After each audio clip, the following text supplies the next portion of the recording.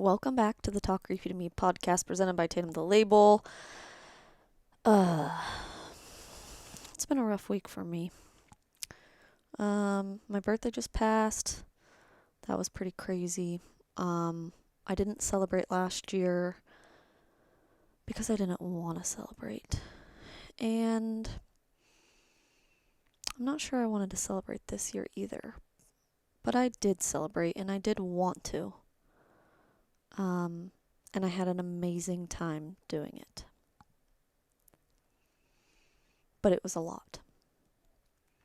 And stressful and full of anxiety.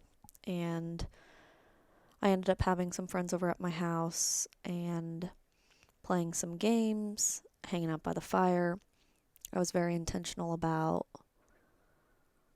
just wanting it to be with people I felt comfortable around, in an environment that I felt comfortable, because I knew that there would be a lot of big emotions coming from it, from that day. And so I'm really glad that that happened, and that I got some control over how the day went. I also had a panic attack this week, and that was very heavy. I've only had 2 major panic attacks, and I think I can easily label that one as the worst out of the 2. The worst out of the 2. So it's been a big week, and I've had a lot on my mind, and I really enjoyed podcasting last. Not that I need to explain myself, but I'm explaining myself. And yeah. One of the things that I wanted to talk about, and that I really want to talk about in general, is how to help yourself and how to help your friends, your family, whoever's in your life that's grieving, in the early stages of grief. I feel like I am so interested in that spot in grief, just because I wanted so much information and I couldn't find it. And that was really the push and the start of me starting all of this up and me going out and learning all of these things. And so I was just trying to explain to someone the other day. Somehow, some way, no one can be an expert in grief, but I have put myself in a position to hear so many different stories and so many different perspectives that I feel like I've almost gotten to do my own research on grief. Like, I could probably put together for you what most people think or how most people feel, or have heard a lot of stories that are much different than the other story, and so on and so forth. Like Camp Widow in general, I'm sitting in a room with 600 people. I'm in different breakout workshops with 20 to 40 people at a time. Some of them had 100 people. We're all sitting in group and talking to each other. So I'm just like, wow, I've got a lot of information. And so in that, I've also experienced a lot of conversations that revolve around people trying to help a griever, not knowing what to do, trying their best, but something's they're just missing the mark. And instead of helping, they're hurting. And they're not meaning to, and it's breaking up these relationships, and it's making it harder for people to have these healthy relationships and speak openly and freely about their grief. And it's so hard because where is the education around how to help somebody? So, I've been thinking, how do I help a griever understand their grief? How do I help grieving adjacent, grieving supporters understand a griever? So that's what my episode was going to be about. And then I'm like, I have to take it one level deeper. Not only how can you support them, but let's make sure we know how to communicate first in order to communicate the right way and support the right way. I shared something on my stories a few weeks ago on Tatum the Label. I got so much response from it, such great response about just feeling unheard, misunderstood, and this sense of I'm not really out searching for love. I want to be loved, I need to be loved, but I'm searching for understanding. When I'm having a conversation with someone, it feels better that they're attempting to understand or actually understanding me rather than them loving me. And I don't mean that to be like controversial. I also need to feel love. But I'm really stuck on this. I'm so misunderstood. And I think that started from the second I got in the accident and the second all of this happened. I used to say this, I've probably said it in an episode before. You don't really need to figure out what you feel like when you're pregnant, or if the, baby moves in your stomach and that's normal or not normal. You're not looking that up if you're not pregnant. But when you are, so many things change. You're researching about you and your body and what you're going through and what your future looks like and what should scare you and what shouldn't scare you and the long list of things. And on top of that, you're also looking for community. So you can ask other people about their experiences. You can bounce ideas off of them and all that good stuff. And so that's the best way I can explain. It doesn't have to be that. Marriage, a new boyfriend, having a kid, starting a new job, moving to a new city. Like, we are human and we want connection, right? And we want to, not only connection, like we want to relate. That's how we feel connected with each other. Speaking of that, I had a conversation with Colin a little while ago, and we were talking about how we can never truly understand each other because 100% because we are not each other. And then we were both like, but isn't that what makes us human? Like, isn't that what makes us feel connected to each other and feel love and understanding and all of these things? Like, that is the power of being human. I will never understand you because I am not you, but I will try my best to see where you're coming from. I will try my best to empathize why you feel that way. I will listen as intently as I can to try to understand who you are and what makes you you and why you react a certain way and why you respond a certain way and stuff. And so we want to be connected, we want to relate, and we want to hear other people's experiences, right? So in order to do all that, how do we communicate with each other? And so I talked on Instagram about, love and being understood. And like I was saying from the very beginning, grief in itself was like I was living on Earth. I could see everyone and everyone could see me. And then I get in an accident and Keith dies. And now I'm put on another planet in a glass box. And I'm like, no one sees me. I'm not here. They see the world so different. Their perspective is so different. Like, they don't see me for who I really am, no matter if I shout it from the rooftops or try to over-explain myself. Like, why am I invisible? Why am I standing right in front of you and you can't even see me? You can't even understand me. You don't know what I'm saying. You don't know why I'm saying it. You're judging me for saying it or feeling it. So what do you want to do when you feel alone and you feel invisible? You want to meet someone with somewhat the big picture, somewhat the same circumstances as you, the same life experiences, the same feelings, the same fears, the same doubts, the same almost everything, right? We're individuals, we grieve differently. But as a whole, I think if you're a griever and you know those first few weeks of grief, you don't feel seen. You do in the sense that a lot of people are giving you attention. But you feel like they still don't see or know why they're giving you attention. That makes sense? I see you texting me. I see you at the funeral. I see you checking up on me, but I still feel invisible. So before I talk about how do you understand a griever, how do you understand yourself, how do you understand your own grief, how do you support yourself, how do you support a griever, how do we even start the conversation, how do we communicate? So I've learned a lot in therapy, of course. I say that all the time.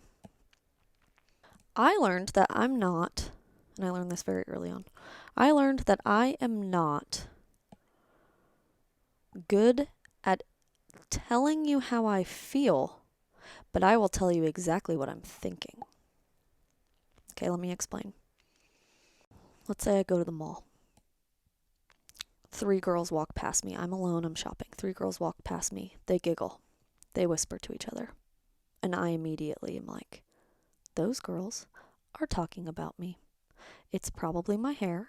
It's probably my clothes. It's probably my shoes. It's probably how I walk. It's probably how I stand. It's probably how they look at me from my side profile. That can happen, and I can go into therapy or tell anyone.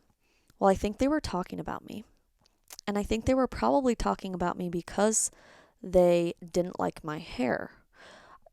They were whispering about me. I know they were. I could tell in their eyes that they were whispering about me. What else would they be whispering about? My therapist is like, wow, we're making a lot of assumptions, right? How do we know? I can run in circles and explain what I think is going on. And she'll say, how does that make you feel? And I say, well, I think that they were talking about me because I probably didn't shower today. I probably did. And she's like, Tatum, how does that make you feel? Give me a feeling. Give me an emotion. And I just couldn't do it. Guys, I just couldn't do it. And I'm getting better at it, and I have to work on it all the time. To the point that is almost embarrassing. Let me pull it up. It is almost embarrassing that for over a year, I had to pull up a PDF document on my phone that told me what feelings are and emotions. Okay. So, if you're watching on the YouTube, you can see this. Possibly. Probably not. And if you're listening, I'm going to explain it. I've got like a little chart here, I guess, with columns and rows. And all of the feelings or emotions, like main emotions, are all listed out. And then they've got like a scale to them, if it's light, medium, or strong. So the emotions are happiness, caring, depression, inadequate, fear, confusion, hurt, anger, loneliness, and remorse. So let's use fear. Strong, appalled, desperate, distressed, frightened, horrified, panicked. Medium, I'm afraid, alarmed, awkward, defensive, fearful, nervous, scared. And light, careful, cautious, shy, tense, timid. So I would go in. She would tell me, how does that make you feel? You know, she doesn't say it like that, but we're talking about it, right? It's not the typical you go to therapy and you're like, and how does that make you feel? And she sits there with a pen and pencil. Okay. We're talking back and forth and she's like, what do you think you were feeling during that? Like, what emotion do you think that brought up? And I'll be like, well, I think I was like super, they were talking about me. She's like, I know that that's what you think, but what do you feel? So I had to start saying, I felt, let's go inadequate. I felt flawed. I felt damaged. I felt powerless. I felt worthless. I felt overwhelmed. I felt helpless. I felt incomplete. I felt tiny. Right, so I've been really, really, really working on this. Explain to me how you feel. Okay? So I've been putting all this work in. Now, I do a pretty decent job at it, right? I probably don't do a decent job. Okay, I try to do a decent job at it.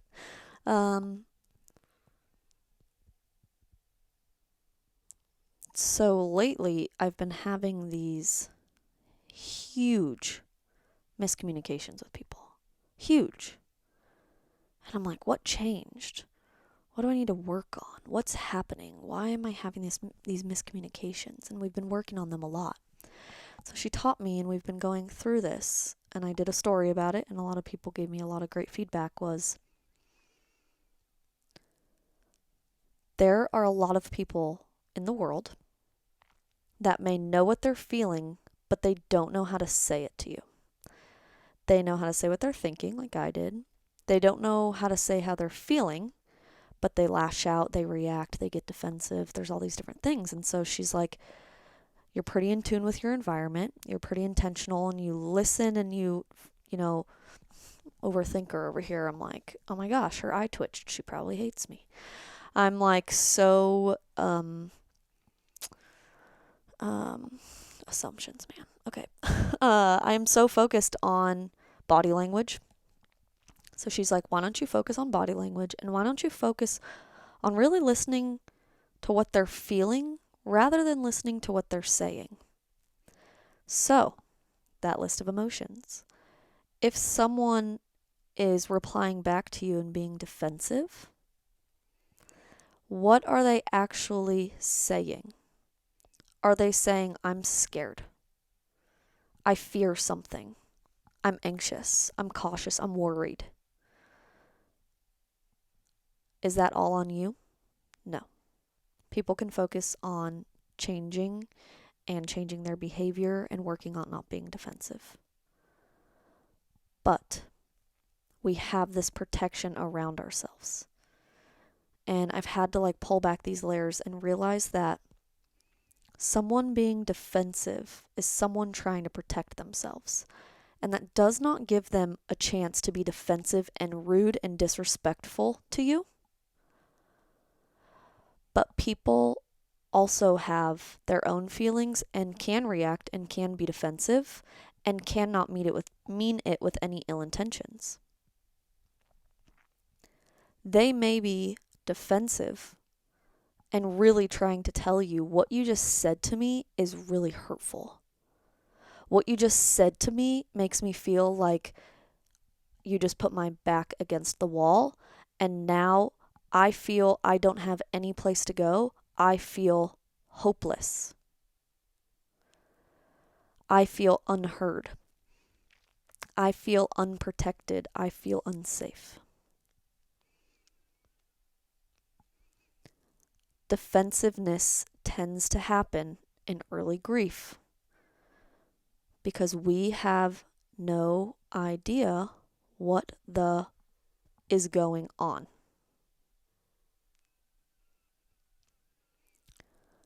I've been thinking lately there's this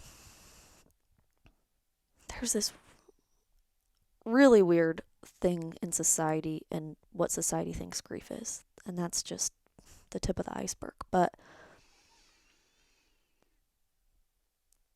society, it's no one's fault, okay? But society thinks that we are all prepared for something like this to happen because we know platitudes like, well, everything happens for a reason, and someone dies and you have a funeral and you get closure, and then we're done. We're good. There's 5 stages. Once you get to the end, you're totally fine, etc., etc. Okay, then it happens and none of that stuff works, and none of that tends to be true.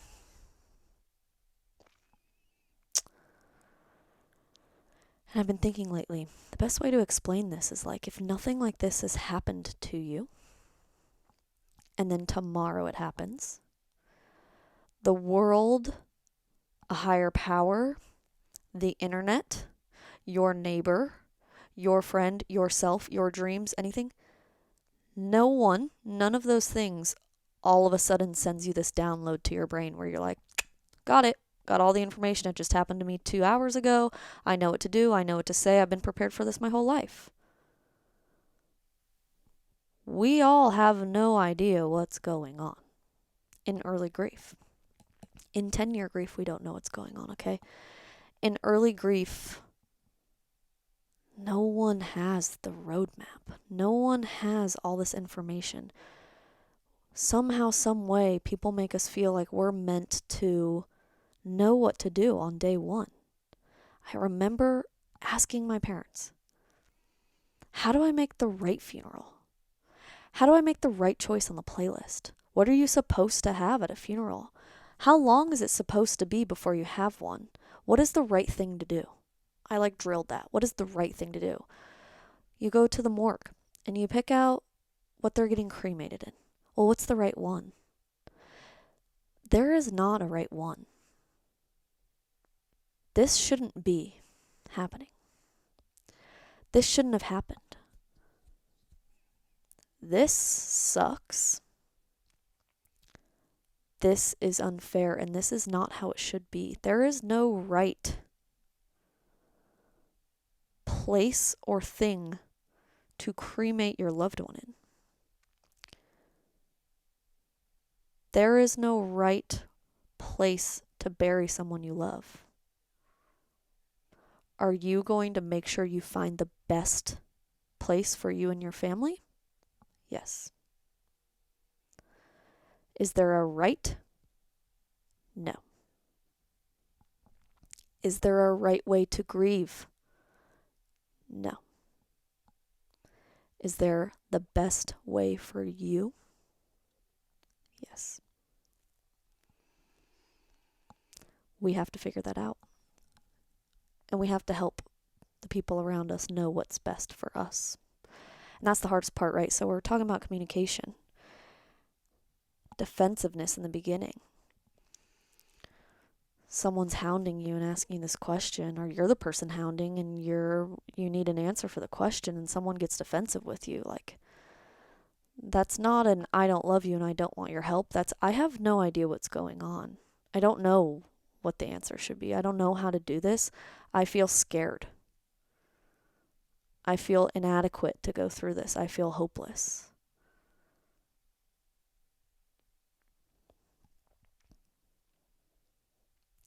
How do we communicate and listen to what people are feeling and not listen to so much as to what they're saying? And that right there is an amazing way to support someone, and takes a lot from the listener, and takes a lot of empathy and a lot of grace and a lot of selflessness. It is much easier to be like, they said this, write them off, screw them. They didn't even try. I asked them what they wanted. They lashed out at me. I was just trying to get them a water. Screw you. I was just trying to help. Let's give each other some grace. Our whole world flipped upside down. We have no idea what's going on. And we can even make this not about death, right? About the other grief that we've talked about. Grief is a big life change. Grief is learning to live with something that you thought would last forever. Grief is losing a job and thinking that that was the job that you were going to have for a long time, or not even thinking, just you didn't even think of an end. There was no end in your mind. A relationship, a marriage, a friendship, breaking up. Having trouble with the relationship between you and your mom, or you and your dad, you and your sibling. People tend to mean different things than what they're actually saying. And sometimes it's really, really hard to put emotions to your words. I used an example on Instagram, and I'll use this example here as well. I'm going to butcher it. It won't be just like that. But my mom and I want to hang out. She says, let's go to the mall. I hate the mall. I lash out at her. Do you even know me? I hate the mall. Why would you even say that to me? She replies, fine, then I won't ever suggest anything for us to do ever again. Okay, now we're both hurt pretty badly, but we don't know how to say it. We don't know how to use, put emotions to our words, not our thoughts. I think. I think she this. I think I this. I think she meant this. I think I meant that. I am feeling unseen. She is feeling unappreciated. She tried really hard to think of what we should do together. I originally wanted to spend time with her, so now we're both stuck where we wanted to spend time with each other. We put the work in, we put the effort in, we wanted to talk about it, and it's crumbling, and now we're making threats to each other. I will never suggest anything to you ever again. Ouch. Here's how you flip the script.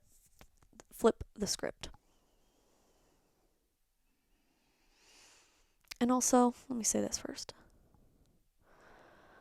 We gotta remember. I have to do it too. We gotta remember. People are not mind readers.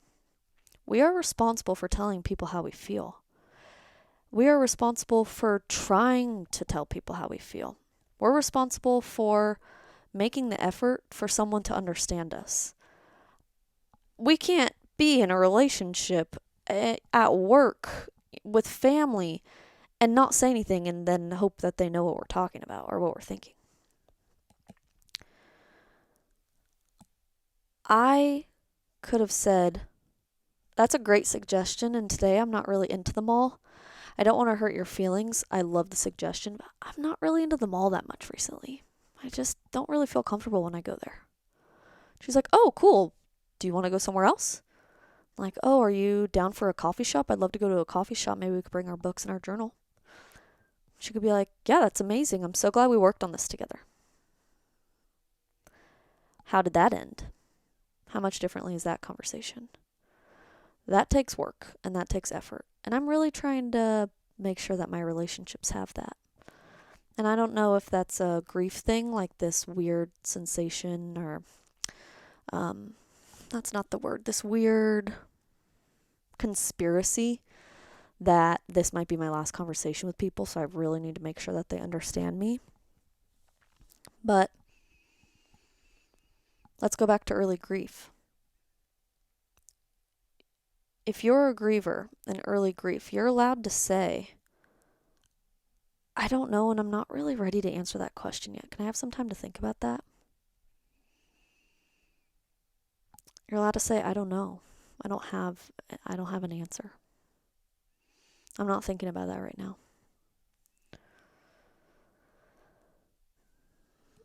You're allowed to say, I appreciate all your help.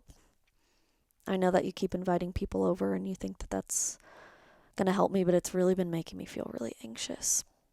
And I really want your love and support. And it would be awesome if it was just you and I sitting in a room. All of these people are making it really hard for me.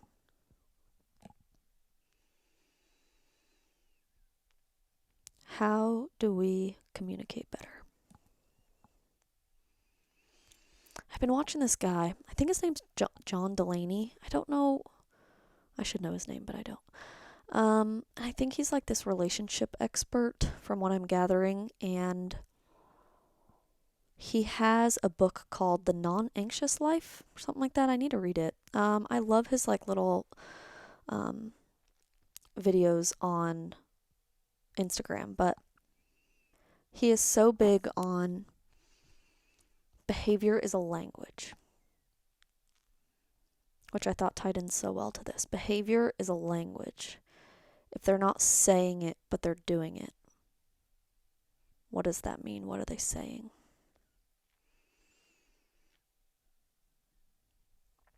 He's also really big on communicating, being honest,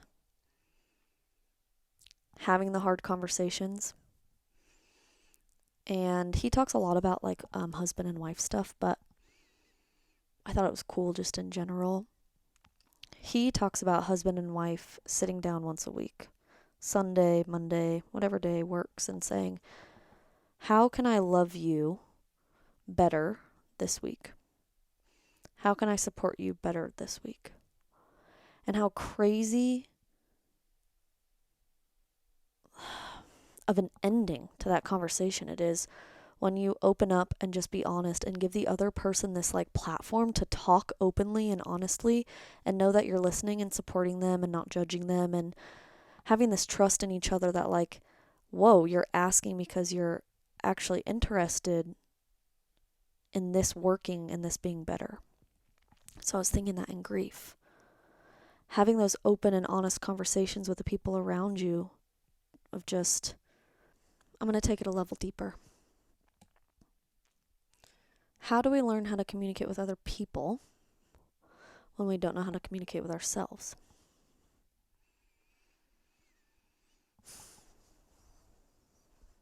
I've had a lot of friends go through a lot of things lately. And it's so wild and crazy to see it from an outsider. There's some things I've been through before, some things I haven't been through before, and just like trying to help them through that, you know? And I keep learning these things, like how do we communicate with each other? And I'm seeing these signs and these red flags and these green flags and all these different things.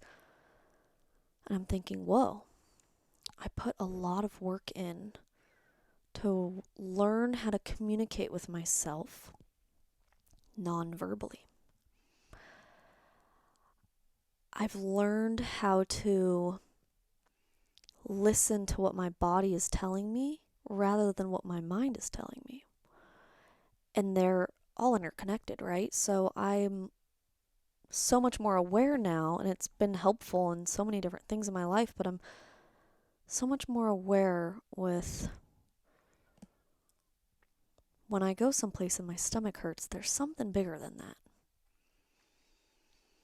My chest gets really tight, my throat feels like I can't swallow, my breath gets shorter. I do this thing where I like clench my legs like super, super tight, and I'll clench my fists, and I'll do it for like over an hour and I won't even know what's happening. And I'll have like sore legs the next day. And I'm like, something is going on. I have to listen to that. You know, when you're in a toxic relationship, I'm going to take that back, an uncomfortable conversation. If you just look at your body, you know you're uncomfortable. If you don't know what you're feeling and you can't put words to it, let's start with your body. Are you pacing back and forth? Are you running this crazy scenario in your head of what if this and what if that and what if this and what if that? There's something bigger there. Something is telling you that you feel threatened. Something is telling you that you're uncomfortable. Something is telling you that you're fearing something. So if we can't communicate with ourselves and we don't know how we're feeling or to put it into words or figure out where it's coming from, can we start with just our body? Do I feel okay? Can I breathe when I'm around this person? Do I get tense every single time I see them? Probably a pretty big sign that those people are making you feel pretty uncomfortable. And I'm talking like, you know, grief happens, death happens, an accident happens, and you're just uncomfortable. Like my baseline for uncomfortable, I have to go into therapy and I have to give her 3 emotions because, you know, I'm so bad at emotions. I give her 3 emotions and I have to rate them 1 to 10. 10 being the most intense. Most of the time when I go in, I say like anxious 5, and I'll say uncomfortable 5, and she now knows that 5 means baseline. And she's like, Tatum 0 is supposed to be baseline. And I'm like, I know, but my I don't run like that anymore. I'm talking like, okay, let's say my baseline is 5, right? I know and am in control enough to get myself to a comfortable environment. But if it's like ding, ding, ding, ding, like redlining at 9 out of 10, I know something's up. Something's making me extremely uncomfortable. But I like to say I'm kind of always uncomfortable. I'm okay with it, but it seems pretty normal in my life. Can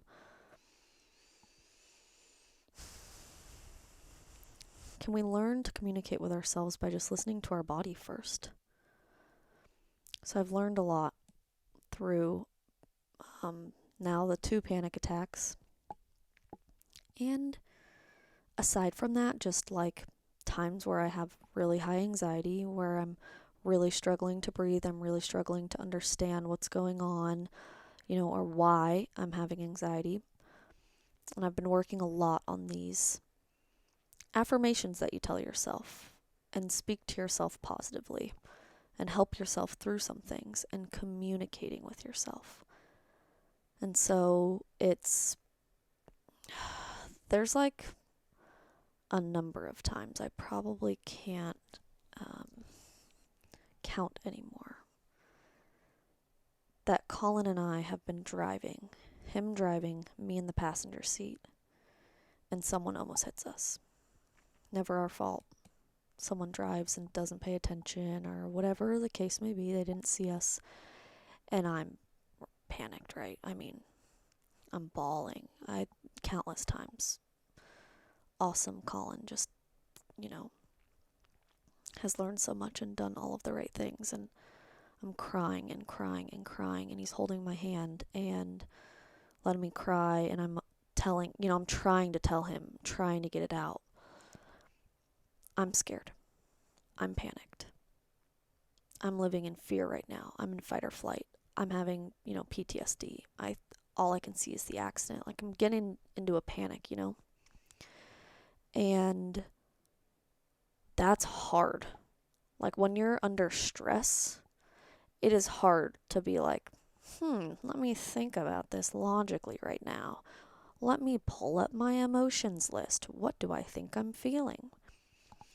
And so with that and with anxiety and breathing, I've learned over the last almost 2 years, practice makes perfect.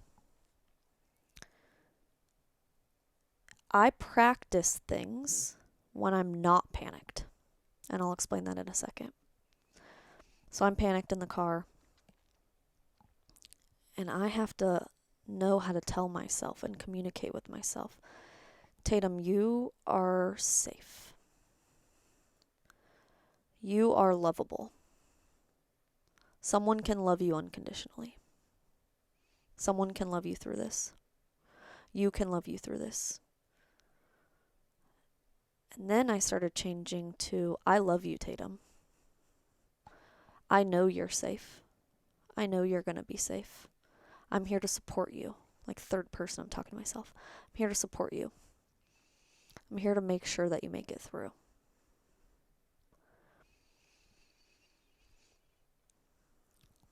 So when I first learned a lot of breathing techniques, things to do, when I first learned that, I would have to practice them with my therapist all the time. I'm like, I don't really understand why we're doing this. You already taught me once. I know it. I wrote it down in my notes. I know exactly what to do. I remember everything. Trust me, I don't want to feel like that. So I will make sure when that happens that I know to pull out my phone and go through my, 5 senses tool. And she explained it to me, and it made all the sense in the world. You can't go be a bodybuilder and win and be under all this stress and never work out and never put the practice in. You don't go to the bodybuilding competition and go win first place. You practice and practice and practice until things become habit. You practice breathing until it becomes a habit, until it becomes second nature. You practice all these skills and all these tools when you're not under stress. That way, when you aren't sifting through, trying to think, and then your anxiety is getting higher, and you're going through all these emotions. Boom, it's right there on the front of my brain. I've practiced this so many times. I know how to breathe. This is second nature to me. This is habit. And I was like, oh. So I practice a lot. And almost to the point sometimes where Colin's like, "Are you okay?" Because I do this breathing thing I like where I love to just take a deep breath out of nowhere, like,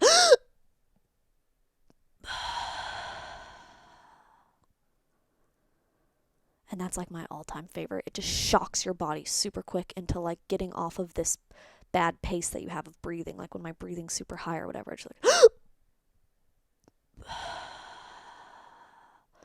okay, he hears that, and I completely understand.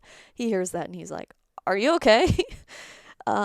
And I practice it all the time so that when I do need it, it's there and ready for me and right on the front of my brain. How do we communicate? Let's focus on listening to how people are feeling rather than what they're thinking or rather than what they're saying. Let's start with ourselves. Go a day. You have a weird, awkward encounter. You have a conversation with someone and you leave and you're just over analyzing it and just like, what did I say? Why did I say that? Why did I do that? They probably don't want it. Communicate with yourself. Write down your 3 emotions. And I'm going to link this to this podcast. I'll link the emotions worksheet. What are you feeling and how intense are those? Okay, so I have fear, it's a 9. I have inadequate, it's a 6. And I have stressed, it's a 6. Then break those out. What does that mean? Where is that coming from? How do I change that? How do I counter that? What adds to my energy bank? This is obviously taking away. Whatever happened is obviously taking away from it. If those are the, feelings and emotions you have after a certain conversation or after a certain encounter. How do we communicate with ourselves? I hope that was helpful. I hope I gave some clarity. Let's start off with how to communicate with each other. How to listen, how to give grace, how to communicate with ourselves. What are we feeling? What does that mean? Where does that come from? I always like to remind myself, we are human, we are complex. This is not black and white. This is gray. This is whatever color this is a million colors mixed into one. This is not a black and white life. Relationships are not black and white. We are not black and white. It takes a lot of work, but it feels really good when you put the work in. Take a breath before you react. Take a few seconds to think before you say something. Take a few seconds to take in when someone is saying something to you. We don't have to lash back out. It doesn't have to be no silence. I'm going to show you what 3 seconds of silence looks like, and I can think about a million things right now.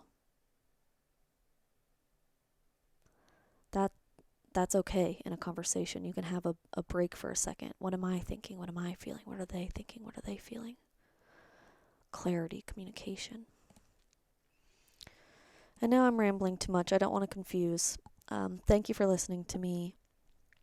Next episode I have slated is how do we understand ourselves in early grief? How do we understand others in early grief? And how do we support them? How do we support ourselves? I'll work on examples. I'll work on your own timeline.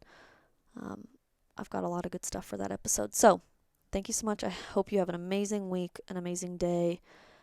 If it's not amazing, I hope you have one glimpse of okayness and weight off your shoulder and feel okay being alive.